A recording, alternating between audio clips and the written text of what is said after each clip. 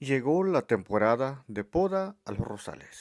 Y si tú no sabes cómo podar los rosales, quédate que hoy te voy a compartir todos los procedimientos acerca de lo que es la poda básica. La poda básica lo aplicamos lo que es en la poda de formación, mantenimiento y desfloración. Vamos a ver la poda básica a continuación.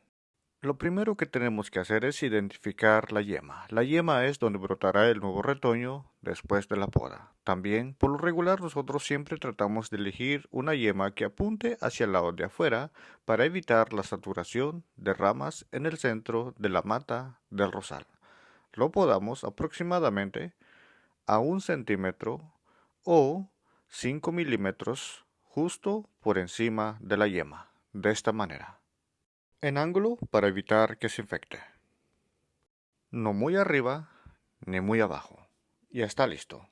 Para más detalles te invito a mi canal de YouTube como Diego Pumejía.